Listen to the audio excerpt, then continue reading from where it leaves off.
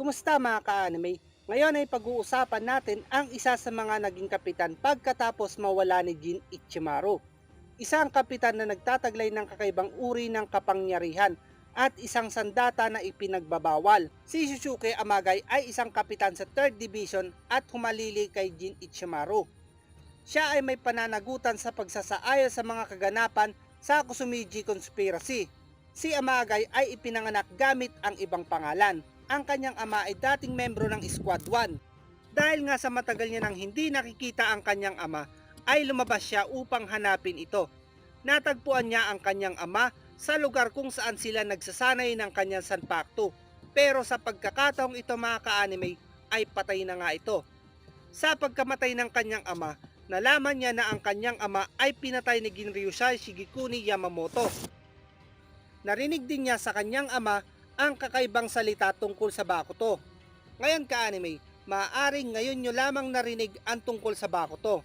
Ang Bakuto ay isang bihirang uri ng armas na ginagamit ng mga asasin ni Gyokako Kumoy.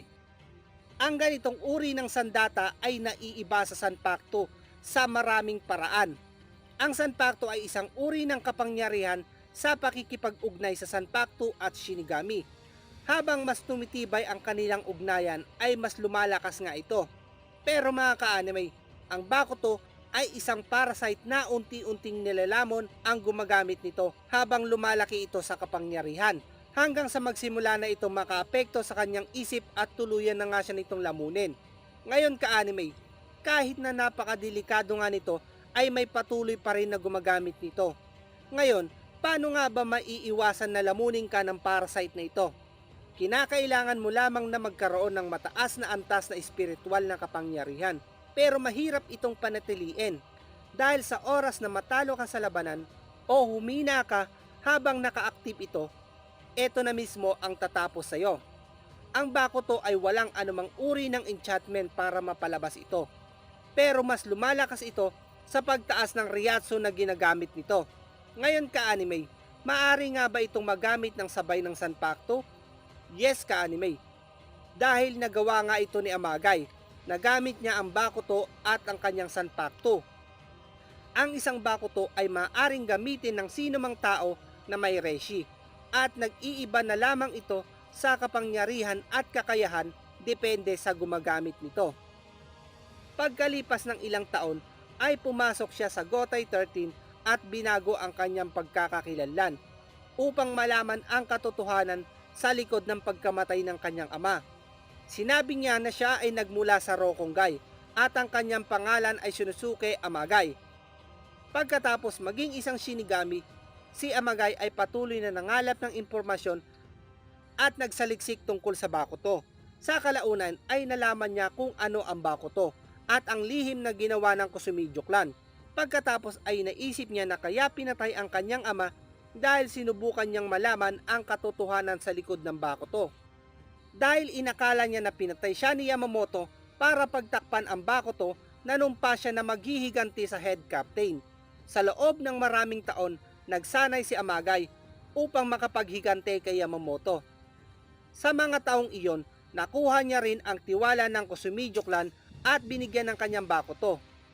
Sa kalaunan ay pumasok nga siya sa Patrol Corp. Matapos ang paglisan ni Jin Ichimaru mula sa Soul Society, si Amagay ay nakuha ang posisyon bilang kapitan ng 3rd Division dahil na din sa pagpapamalas ng kanyang Shikai at Bankai. Ang hinala tungkol sa pagpatay ni Yamamoto sa kanyang ama ay isang malaking kasinungalingan dahil namatay ang kanyang ama dahil sa paggamit ng pinagbabawal na Bakuto. Ngayon ka-anime, gaano ba talaga kalakas ang isang kapitan na gumagamit ng Bankai at Bakuto? Ang kanyang sanpakto ay Raika. Sa Shikai na ito, ang Raika ay may anyo ng isang maputi at mahabang espada na may kawit sa dulo na tila isang shell. Sa pagbabagong anyo ng tubo, naglalabas ito ng apoy sa parehong anyo na Shikai at Bankai. Ang apoy ay lumalabas sa mga butas nito at gumagawa ng tunog katulad ng isang trompeta. Ang mga tubo ay naglalabas ng apoy na mas pinapainit nga ang talim nito at nagiging sanhi ito ng mas mapanganib at mas malakas na pag-atake ni Amagay. Sa pamamagitan ng pag-init ng talim, nagiging sapat itong malakas upang labanan at harangan ang Getsuga Tensho ni Ichiko. Lumilikha si Amagay ng isang bolang apoy na maaaring ituon ni Amagay ang mga bolang apoy sa pinakadulo ng kanyang Sanpakto na maaari siyang maglunsad ng isang malakas na bolang apoy sa hangin patungo sa kanyang kalaban o patungo sa kanyang target. Ang lakas na pag-atake na ito ay sapat upang kontrahen ang Shikai ni Yorinmaru, ang pinakamakapangyarihang ay Sanpakto. Maaaring ituon ni Amagay ang mga bolang apoy sa pinakadulo o yung kalawit ng kanyang Sanpakto. Sa pamamagitan ng paghampas nito sa lupa ay lumilikha ito ng malaking isang bitak na apoy na naglalakbay patungo sa kanyang kalaban ng napakabilis. Bankai, Raikan Goen Kaku. Inaabot ni Amagi ang kanyang Sanpakto sa kanyang harapan habang umaapoy ang kanyang paligid. Ang Raikan ay nagiging isang malaki at mas detalyadong version ng kanyang Shikai. Ang Raikan Goken Kaku ay may anyo ng isang pinalaki na espada at ginawang pulang-pula ang gilid ng talim na may kawit sa dulo. Sa gantong anyo, ang talim ng kanyang espada ay nagiging apoy at bumubuga ng apoy kapag ginagamit niya na ang mga kakayahan nito. Hindi lang ito basta pag-atake, dahil nga sa laki nito mga ka-anime ay nagagamit niya rin ito bilang kanyang shield o pangdepensa. Sa Bankai mode nito ay may kakayahan siyang manipulahin ang mismong apoy nito at ipangtira ito ng sunod-sunod. Kahit nga ang Yorinmaru na ice type ay baliwala lang dito. Kahit na ang mga pag-atake ni Ichiko ay hindi uubra kahit na si Ichiko ay gamit nga ang kanyang Hollow Mask. Ngayon ka-anime, pag-usapan naman natin ang kanyang Bakuto. Ang Bakuto ni Amagay ay hugis ng isang tuning fork na nagtataglay ng ilang natatanging kakayahan.